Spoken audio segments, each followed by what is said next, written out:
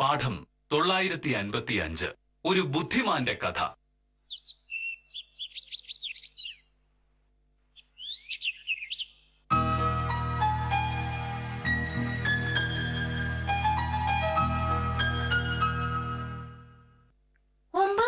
റെഡിയായോ? ഇതെങ്ങോട്ട് പോണു? ആഫീസിലേക്ക് ഇറങ്ങുന്നതിന് കൃത്യം 1 മിനിറ്റ് മുൻപേ ഷർട്ടും മുണ്ടും മാറാവൂ എന്നൊന്നുമില്ല. ഒരിടത്ത് പോകാൻ സാധിക്കുന്നിടത്തോളം നേരത്തെ തയ്യാറാവുക എന്നുള്ളതാണ് അതിന്റെ ഒരു ശരി. മോഹനേട്ടന് തയ്യാറാവാലോ. രാവിലെ ആകെയുള്ളൊരു ജോലി പത്രം വായിക്കുക എന്നുള്ളതല്ലേ. അത് കഴിഞ്ഞ പിന്നെ ഷർട്ടും മുണ്ടും എടുത്തിടാലോ. കഴിക്കാനുള്ളത് ഞാൻ ഉണ്ടാക്കി വെച്ചിട്ടുണ്ടാവും. ചോറ്റുപാത്രത്തിലാക്കി വെച്ചുകൊണ്ട് ബാഗിനകത്തും വെച്ചിട്ടുണ്ടാവും. പിന്നെന്താ കുഴപ്പം? ഈ ഭക്ഷണം ഉണ്ടാക്കുന്നതിന്റെയും ഷർട്ടും മുണ്ടും തേക്കുന്നതിന്റെ ഒക്കെ കണക്ക് പറയാൻ തുടങ്ങിയിട്ട് കാലം കുറച്ചായല്ലോ. ഇനിയെങ്കിലും ഇതൊക്കെ നിർത്തിക്കൂടെ? നിർത്താം. എന്നെങ്കിലും ഒരു ദിവസം മോഹനേട്ടൻ ഇതെല്ലാം തനിയെ ചെയ്ത് കഴിയുമ്പോ ഞാനത് നിർത്താം. പക്ഷെ അത് അടുത്ത ജന്മത്തിൽ നടക്കുന്നുള്ളതാണല്ലോ പ്രശ്നം. പോയി ആ ഫോൺ എടുക്കുകയോ ഒന്ന് ചെയ്യ്.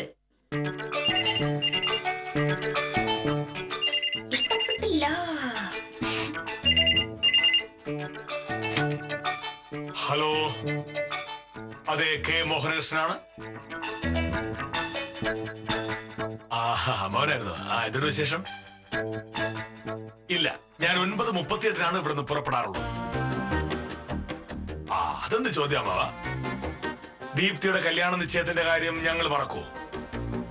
ഞാനും ഭാമയും കൃത്യസമയത്ത് അവിടെ ഉണ്ടാവും. പിന്നെ ഇനിയും ഇക്കാര്യം ഓർമ്മിപ്പിക്കാൻ വേണ്ടി അമ്മ വിളിക്കണമെന്നില്ല. ഞാൻ പറഞ്ഞേക്കാം. ശരി.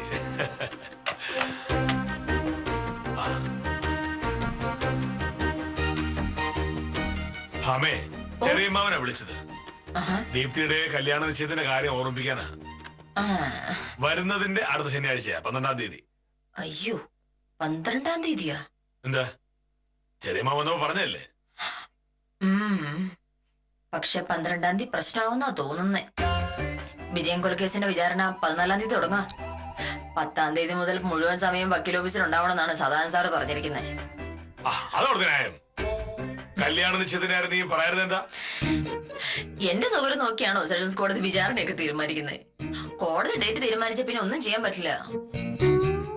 ഇത് കല്യാണമൊന്നുമല്ലല്ലോ, കല്യാണ നിശ്ചയല്ലേ. സത്യം പറഞ്ഞ അതിന് മോഹനേട്ടൻ മാത്രം പോകേണ്ട കാര്യമുള്ളൂ. നടക്കില്ല. ചെറിയ മോഹനപതി പറഞ്ഞല്ലേ, നീ ഉറപ്പായിട്ടില്ലൊന്ന്. ഓ, അത് ഞാൻ സമ്മതിക്കുന്നു. അത് കഴിഞ്ഞല്ലേ കോടതി വിചാരണ ഡേറ്റ് തീരുമാനിച്ചത്. 14-ാം തീയതി വിചാരണ, നിശ്ചയം 12-ാം തീയതിയാ. ഒരു കൊലക്കേസിലെ വിചാരണയെ പറ്റി മോഹനേട്ടൻ എന്താണ് കരുതി വെച്ചിരിക്കുന്നത്? 10-ാം തീയതി മുതൽ ദിവസവും 10 മണിക്കൂറെങ്കിലും ജോലി ചെയ്താൽ എല്ലാ പണിയും തീരുള്ളൂ. 12-ാം തീയതി ഒരു ദിവസത്തെ കാര്യമല്ലേ ഉള്ളൂ. രാവിലെ പോയാൽ വൈകുന്നേരം വരാം. അത്രയും സമയത്തേക്ക് ഒഴിവാക്കി തരാൻ നീ സാധാരണ മക്കളോട് പറഞ്ഞാൽ മതി. ഞാനൊന്ന് നോക്കട്ടെ.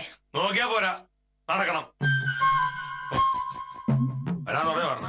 ഇത് എന്തൊരു വായിച്ചാ നോക്കണേ.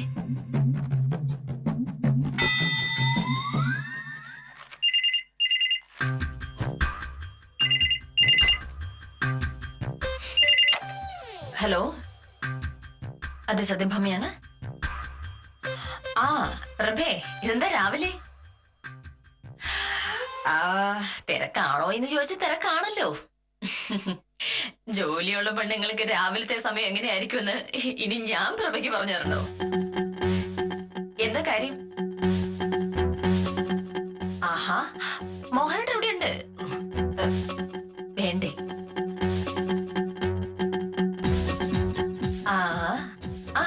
എനിക്ക് കാര്യം മനസ്സിലായി. പ്രഭ, ഒരു കാര്യം ചെയ്യും, ഒരു 10 മിനിറ്റ് കഴിഞ്ഞ് വിളിക്കേ. ഞാൻ മോഹനോടൊന്ന് സംസാരിക്കട്ടെ.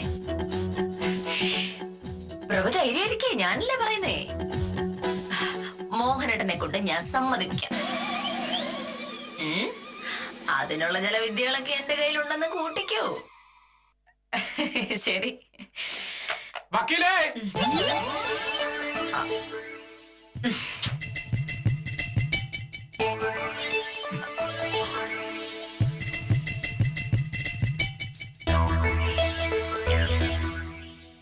നമസ്കാരം. വക്കീലേ, ദാണ്ടാ പ്രകാശൻ നിന്നോട്ടാണ്. നന്നായി. ഇത് എവിടെയെന്ന് ചോദിച്ചു ഞാൻ പ്രകാശനെ വിളിക്കാനിരിക്കായിരുന്നു. സാറില്ലേ ഇവിടെ? ഇവിടെ ഉണ്ട്. മോനേട്ടാ, അയ്യോ എനിക്ക് സാറിനെ കാണേണ്ട കാര്യമൊന്നും ഇല്ല. ഞാൻ വെറുതെ ചോദിച്ചു എന്നുള്ളതേ ഉള്ളൂ. എനിക്ക് മോഹനേട്ടോട് സംസാരിക്കേണ്ട കാര്യമുണ്ടല്ലോ, അതുകൊണ്ടാണ് ഞാൻ വിളിച്ചത്. ഉത്തമന് വേണ്ടിട്ടല്ല. മോനേട്ടാ, എന്നാ പിന്നെ ഞാൻ ഇറങ്ങട്ടെ വക്കീലെ. എനിക്ക് പഞ്ചായത്ത് മെമ്പർ ഗോപാലൻകുട്ടി ചേട്ടനെ അത്യാവശ്യമായിട്ട് കാണണം. ഓ ശരി ശരി. ഇതെവിടെ പോയി മോഹനേട്ടാ? നിൽക്കൂ ഉത്തമ. അയ്യോ സാർ ഇവിടെ ഉണ്ടായിരുന്നു. വക്കീല് സാറിനെ വിളിച്ചത് കേട്ടില്ലേ? അവൾ എന്നെ വിളിക്കുന്നതല്ല ഇപ്പോഴത്തെ പ്രശ്നം. വേറൊരു പ്രശ്നമുണ്ട്. എന്താണ് സാറേ? അടുത്ത ആഴ്ച ഇങ്ങോട്ടൊക്കെ അടുത്ത ആഴ്ച എന്റെ ചെറിയ മാവന്റെ മോളുടെ കല്യാണം വെച്ച അതിന് പോകുന്ന കാര്യം പറഞ്ഞപ്പോ ഭാമ പറയുക അവൾക്ക് എന്തോ തിരക്കുണ്ടെന്ന്. പക്ഷെ ഞാൻ നിർബന്ധിച്ച അവള് വരും. ഓ അതെനിക്കറിയാം. പിന്നെന്താണ് പ്രശ്നം? പ്രശ്നം സ്വയംപ്രഭയാണ്. ആഫീസിൽ സ്വയംപ്രഭ സാറാ? സ്വയംപ്രഭ എന്നെ ഒരു കുഴിയിൽ ചാടിച്ചിരിക്കുകയാണ്. അയ്യേ, സ്വയംപ്രഭ സാറ് സാറിനെ ഇന്നലെ വില്ലേജ് ഓഫീസിൽ വെച്ച് ഒരു സംഭവം ഉണ്ടായി. മോനേഷ് സാറിനോട് ചോദിച്ചു നോക്ക്. ഭാഗ്യമുണ്ടെങ്കിൽ സാർ സമ്മതിക്കും. ഭാഗ്യത്തിന്റെ പ്രശ്നമൊന്നും ഇല്ല പ്രൊഫസറെ. സാറിന്റെ ആവശ്യം ന്യായമാണല്ലോ. എന്തായാലും മോഹനേഷ് സാറ് സമ്മതിക്കും. ഞാൻ സാറിനോട് പറയുമ്പോ നിങ്ങൾ എല്ലാവരും കൂടി ഒന്ന് സപ്പോർട്ട് ചെയ്യണേ. എല്ലാവരും കൂടി പറഞ്ഞ എന്തായാലും സാറ് സമ്മതിക്കാതിരിക്കില്ലല്ലോ. എന്താണ് വലിയ ചർച്ച?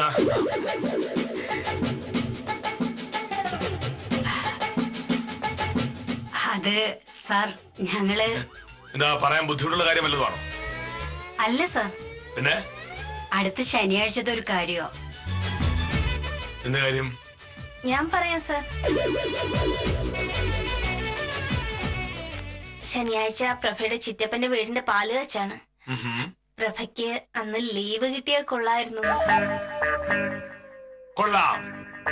കളക്ടറേറ്റിലേക്കുള്ള റിപ്പോർട്ട് തിങ്കളാഴ്ചക്കകം തീർക്കണമെന്ന് തഹസിൽദാർ ഇന്നലെ പറഞ്ഞത് നിങ്ങളും കേട്ടതല്ലേ?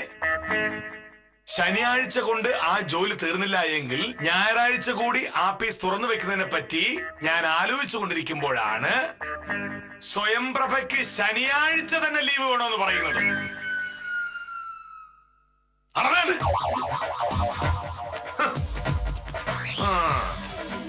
സാർ, ചിറ്റപ്പൻ ഞങ്ങളെ ഒരുപാട് സഹായിച്ചിട്ടുള്ള ആളാ. ഞാൻ കോളേജിൽ പഠിക്കുമ്പോ ചിറ്റപ്പന്റെ വീട്ടിലാ താമസിച്ചിരുന്നത്. അങ്ങനെയുള്ളപ്പോ ഞാൻ പാലിയാച്ചിന് ചെല്ലാതിരുന്ന ചിറ്റപ്പൻ എന്ത് കരുതും? ചിറ്റപ്പൻ ഒന്നും കരുതേണ്ട കാര്യമില്ല. ഉത്തരവാദിത്തപ്പെട്ട ഒരു സർക്കാർ ഉദ്യോഗസ്ഥയാണ് സ്വയംപ്രഭ. അതുകൊണ്ട് പ്രവൃത്തി ദിവസങ്ങളിൽ ഇത്തരം പരിപാടിക്ക് ചെല്ലാൻ സ്വയംപ്രഭയ്ക്ക് പറ്റില്ല എന്ന് ചിറ്റപ്പൻ അറിയാമല്ലോ. സാർ അങ്ങനെ പറയരുത്. ബന്ധുവീട്ടിലെ ചടങ്ങുകളൊക്കെ പോയില്ലെങ്കിൽ ഞങ്ങൾ പെണ്ണുങ്ങളുടെ കാര്യം കഷ്ടത്തിലാവും. എല്ലാവരും കുറ്റം പറയും. കളക്ടർ റിപ്പോർട്ട് ചോദിക്കുമ്പോ ഞാൻ ഇതൊക്കെ പറഞ്ഞാ മതിയോ? സ്വയംപ്രഭയുടെ ചിറ്റപ്പന്റെ വീട്ടിന്റെ പാലുകാച്ചലാണ്, അതുകൊണ്ട് റിപ്പോർട്ട് 2 ദിവസം കഴിഞ്ഞ് തരാം സാറേ എന്ന് പറഞ്ഞാൽ മതിയോ? ഈ ആഴ്ച ഒരാൾക്ക് ലീവ് എടുക്കാൻ പറ്റില്ലെന്ന് മാത്രമല്ല ഞായറാഴ്ചയും ചിലപ്പോൾ ജോലിക്ക് വരേണ്ടി വരും.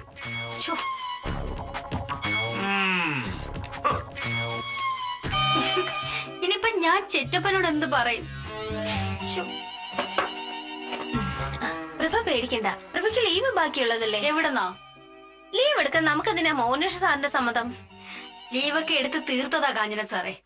അത് മാത്രമല്ല, സാറിനെ ധിക്കരിച്ച് ലീവ് എടുത്ത സാറ് തഹസിൽദാരോടും കളക്ടറോടൊക്കെ പറയും.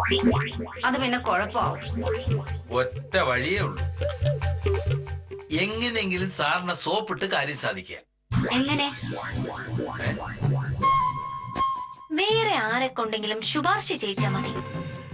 സാറിന് വല്ല ഇഷ്ടവും അടുപ്പമുള്ള ആരെങ്കിലും പറഞ്ഞാൽ സാറ് വഴങ്ങും. അതേ ഉള്ളു വഴി.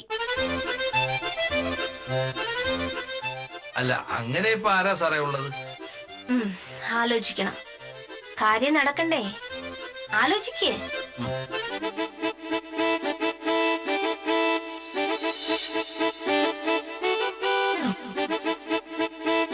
ശനിയാഴ്ച ചിറ്റപ്പന്റെ വീടിന്റെ പാലാച്ചിന് പോണോന്ന് പ്രൊഫസർ പറഞ്ഞു. സാറ് പറ്റൂല എന്നും പറഞ്ഞു. അതും ഈ വീട്ടിലെ കാര്യം തമ്മിലുള്ള ബന്ധം എന്താന്നേ? ബന്ധമുണ്ടല്ലോ. ആരെ കൊണ്ടെങ്കിലും എന്നോട് ശുപാർശ ചെയ്യിക്കാൻ കാഞ്ചന സ്വയംപ്രഭയോട് പറഞ്ഞല്ലോ. പറഞ്ഞു. സ്വയംപ്രഭ ശുപാർശയ്ക്കായി വിളിച്ചത് ആരെയാ? വക്കീൽ ഭാമയെ അവർ തമ്മിൽ ഫോണിൽ സംസാരിക്കുന്നത് ഞാൻ കേട്ടു. ഇനിയിപ്പോൾ ഭാമ സ്വയംപ്രഭയുടെ കാര്യം എന്നോട് ശുപാർശ ചെയ്യും. അപ്പൊ ഞാനെന്ത് ചെയ്യും? അതിനാണ് സാറേ പാട്. സാറിന്റെ ആ പതിവ് പല്ലവിയില്ലേ, എന്താ? ഓഫീസിലെ കാര്യവും വീട്ടിലെ കാര്യവും രണ്ടും രണ്ടാണ് ഭാവേ, അതങ്ങ് പറഞ്ഞു കൊടുക്കണം. അത് പറയാൻ പറ്റില്ല. പറഞ്ഞ അവള് പറയും അടുത്ത ആഴ്ച അവക്കും തിരക്കുണ്ട്, ചെറിയ മാവന്റെ വീട്ടിലെ കല്യാണ നിശ്ചയത്തിന് വരാൻ അവക്ക് സൗകര്യമില്ല എന്നൊക്കെ. ജോലിക്കാര്യം വേറെ വീട്ടുകാര്യം വേറെ എന്നൊക്കെ അവക്ക് പറയാലോ. വക്കീലത് പറയൂ എന്നുള്ള ഒരു ഉറപ്പാണ് സാർ. എന്താ ഒരു വഴി? ഇങ്ങോട്ട് നോക്ക. എന്താ ഒരു വഴി? ഈ പ്രശ്നം പരിഹരിക്കണമെങ്കിൽ ഒരൊറ്റ വഴിയേ ഉള്ളൂ. സാറേ, സ്വയംപ്രഭ സാറിന് ഒരു ലീവ് കൊടുക്കണം. പ്രഭ സാറേ, ചിറ്റപ്പന്റെ വീടിന്റെ പാലാച്ചനങ്ങ് പോട്ടെ. ചെയ്ത് തീർക്കാനുള്ള ജോലി ഒന്ന് മെനക്കെട്ട് കഴിഞ്ഞാൽ പ്രഭ സാർ ഇല്ലാതെ തന്നെ അതങ്ങ് തീർക്കാമല്ലോ. ഞാനത് ആലോചിച്ചു. പക്ഷേ ഭാമ ശുപാർശ ചെയ്തുകൊണ്ടാണ് ഞാൻ ലീവ് എടുക്കാൻ സമ്മതിച്ചത് പറഞ്ഞാൽ എനിക്കത് ക്ഷീണമാവില്ലേ? നാളെ എന്തൊരാവശ്യം വന്നാലും സ്വയംപ്രഭയും കാഞ്ചനയും ശിശുപാലനും ഒക്കെ ഭാമയെ വിളിക്കില്ലേ? അവർക്കൊക്കെ വേണ്ടി ഭാമ ശുപാർശ ചെയ്യില്ലേ? ആ ശുപാർശ ഞാൻ കേൾക്കേണ്ടി വരില്ലേ? ഇല്ലെങ്കിൽ ഇവിടെ പ്രശ്നമാവില്ലേ? ഒരു കാര്യം ചെയ്യാം സാറേ, വക്കീല് ശുപാർശ ചെയ്തത് കൊണ്ടല്ല സാർ ലീവ് കൊടുക്കുന്നത് എന്ന് വന്നു കഴിഞ്ഞാൽ പ്രശ്നം തീരുമല്ലോ. സാറിന്റെ സ്വന്തം ഇഷ്ടത്തിനാണ് ലീവ് കൊടുത്തത് എന്ന് വരണം. അതോടെ പ്രഭ സാറിന് സാറിനോട് വലിയ സ്നേഹം ഉണ്ടാവും. അല്ല, സ്നേഹം ഞാൻ ഉദ്ദേശിച്ചതേ ബഹുമാനം. പക്ഷെ അപ്പോഴും പ്രശ്നമുണ്ട്. ഭാമ ഇപ്പോ എന്നെ വിളിച്ചത് സ്വയംപ്രഭയുടെ കാര്യം പറയാനാണ്. അവൾ പറഞ്ഞു കഴിഞ്ഞാ പോയി. പിന്നെ അവളുടെ ശുപാർശ കൊണ്ടാണ് കാര്യം നടന്നെന്നാവില്ലേ? അതിന് വഴിയുണ്ട് സാറേ. എല്ലാത്തിനും വഴിയോടെ ഇരിക്കുന്നേ. വക്കീലിനെ കൊണ്ടേ ശുപാർശ ചെയ്യാൻ സമ്മതിക്കരുത്. എന്തെങ്കിലുമൊക്കെ പറഞ്ഞങ്ങ് ഒഴിവായിക്കോണം. സ്വയംപ്രഭ സാറിനെ കണ്ട് ലീവ് കൊടുക്കുന്നത് വരെ വക്കീലിനെ മിണ്ടാൻ സമ്മതിക്കരുത്. എന്റെ സാറേ നോക്കേ, 9:20. സാറ് പോയി കൊടയും ബാഗ് കൊടുത്ത് ആഫീസിൽ പോകാൻ നോക്ക്. തീർന്നില്ലേ പ്രശ്നം? ഇത് ഇത്ര നിസ്സാര കാര്യത്തിനൊക്കെ സാർ ഇങ്ങനെ ടെൻഷൻ അടിച്ചോണ്ടിരിക്കുന്നേ. മണി 9:20. Okay, hello.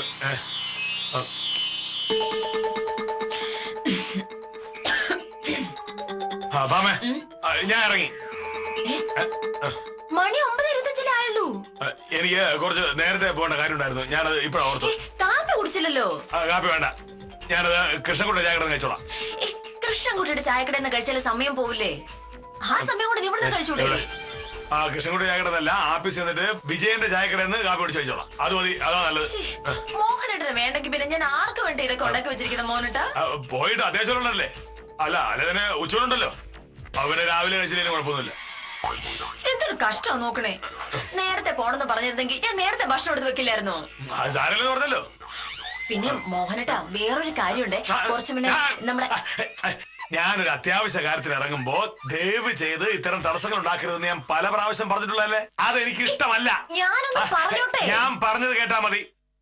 എന്തായാലും ഇപ്പൊ എനിക്ക് സമയമില്ല. എന്തെങ്കിലും പറയാനുണ്ടെങ്കിൽ വൈകുന്നേരം പറഞ്ഞാൽ മതി. അപ്പൊ ശരി, ഞാൻ ഇറങ്ങി കഴിഞ്ഞു. ഞാൻ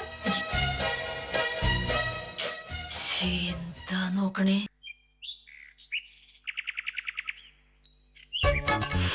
ഇന്ന് രാവിലെയും കൂടെ ചിറ്റപ്പം വിളിച്ചു.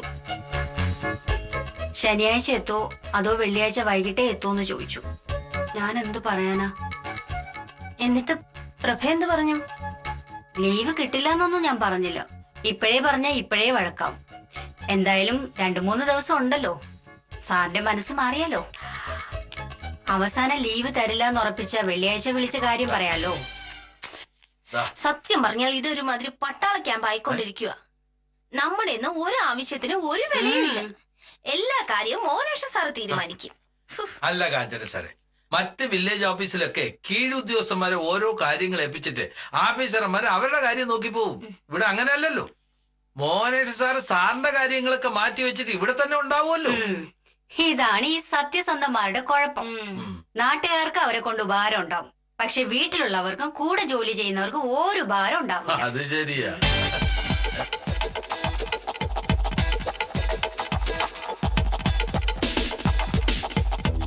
നമസ്കാരം സാർ. ഞങ്ങളിങ്ങനെ വെറുതെ ഓരോന്ന് പറഞ്ഞുകൊണ്ടിരിക്കുകയായിരുന്നു. സാറിനെ പറ്റി ഞങ്ങൾ ഒന്നും പറഞ്ഞില്ല. അല്ലെങ്കിൽ തന്നെ സാറിനെ പറ്റി ഞങ്ങൾ എന്ത് പറയാനാ, അല്ലേ ശിശുപാലൻ ചേട്ടാ?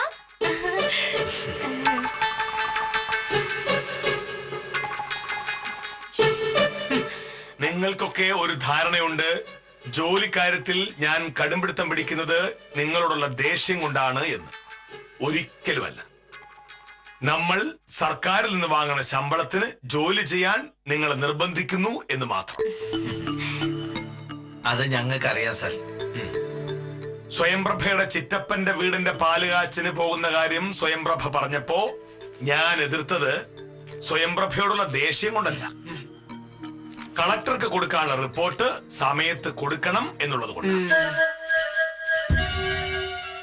പക്ഷേ ഇന്നലെ വീട്ടിലെത്തിയപ്പോ ഞാൻ ആലോചിച്ചു, സ്വയംപ്രഭയ്ക്ക് അത് വിഷമമായി കാണുമല്ലോ എന്ന്. അതുകൊണ്ട് ശനിയാഴ്ച സ്വയംപ്രഭ ലീവ് എടുത്തോട്ടെ എന്ന് ഞാൻ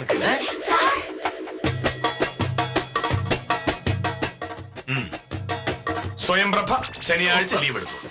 പക്ഷേ വെള്ളിയാഴ്ചയും തിങ്കളാഴ്ച രാവിലെയും കൂടുതൽ ജോലി ചെയ്യേണ്ടി വരും. ചെയ്യാൻ സാർ.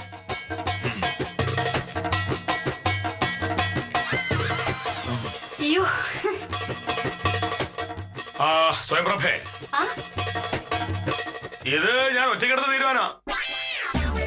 വേറെ ആരും എന്നോട് ഈ കാര്യം പറഞ്ഞിട്ടേ ഇല്ല.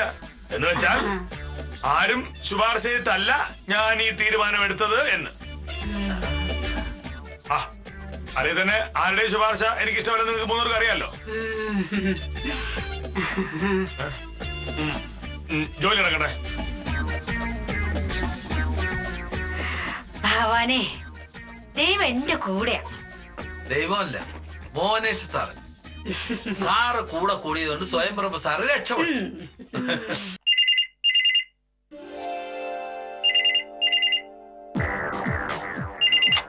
ഹലോ, അതെ.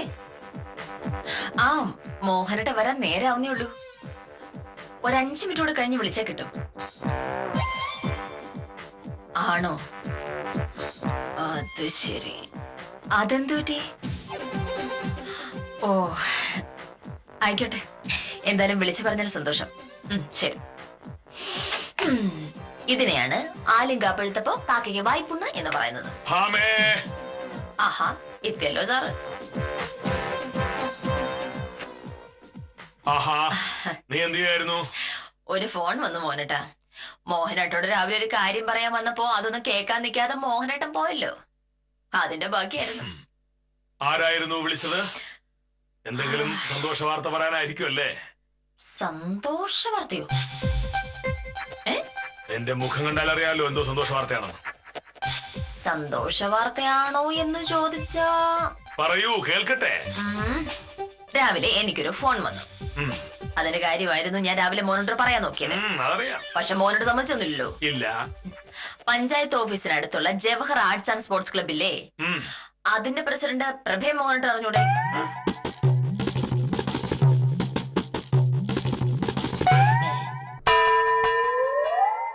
മോഹനട്ടാ, നമ്മുടെ പ്രഭാകരൻ,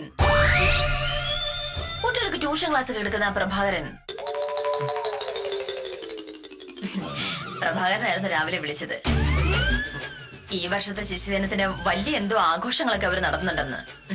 എന്തോ വലിയ പരിപാടിയാ. അത് ഉദ്ഘാടനം ചെയ്യാൻ മോഹനേട്ടൻ തന്നെ വേണമെന്ന് അവർക്ക് ഒരേ നിർബന്ധം. ജവഹർലാൽ നെഹ്റുവിനെ പറ്റിയൊക്കെ ഒരുപാട് സംസാരിക്കാൻ മോഹനേട്ടനെക്കാട്ടിലും പറ്റി വേറൊരാളില്ലല്ലോ. ഞാൻ പറഞ്ഞതാ ഫോൺ കൊടുക്കാന്ന്.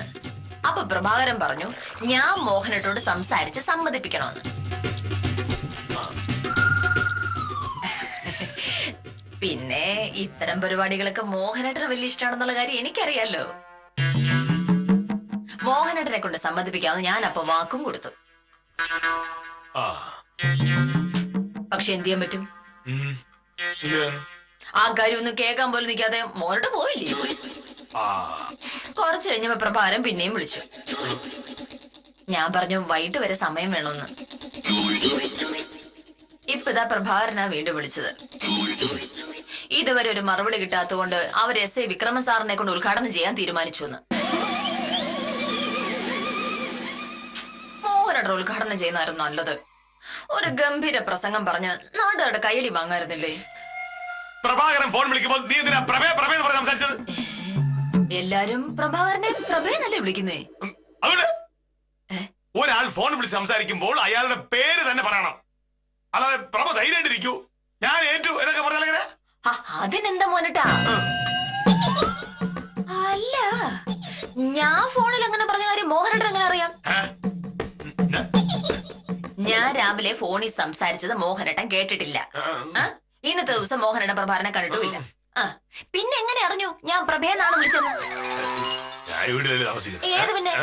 കാര്യം പറ. എന്തോ ഒരു കള്ളത്തരം ഉണ്ടല്ലോ. കള്ളത്തരൊന്നുമില്ല, പിന്നെ ഒരു അബദ്ധം പറ്റിയതാ. എന്തബദ്ധം? നീ ഒരു ചായ എടുക്ക്, ഞാൻ പറയാം. പ്രഭയ്ക്കാൻ വെച്ചിട്ടുണ്ട്. അല്ല, സ്വയം പ്രഭയ്ക്കാൻ വെച്ചിട്ടുണ്ട്. സ്വയം പ്രഭയ്ക്കോ? പറയാന്ന് പറഞ്ഞല്ലോ, പിന്നെ ധൃതി കൂടുന്നേ. മറ്റുള്ളവരെ ഉപദേശിക്കുന്നത് പോലെ രസകരമായ വേറൊരു ഏർപ്പാട് ഇതുവരെ കണ്ടുപിടിച്ചിട്ടില്ല. ഉപദേശത്തിൽ അടങ്ങിയിരിക്കുന്ന ഉത്തരവാദിത്വം സ്വയം ഏറ്റെടുക്കേണ്ടി വരുമ്പോഴാണ് പ്രയാസമാകുന്നത്. മോഹനകൃഷ്ണന്റെ എടുത്തുചാട്ടം കൊണ്ട് സ്വയംപ്രഭയുടെ കാര്യം നടന്നു എന്ന് മാത്രം പറഞ്ഞ് ഇന്നത്തേക്ക് വിടാം. കാര്യം നിസ്സാരം തുടരുന്നു.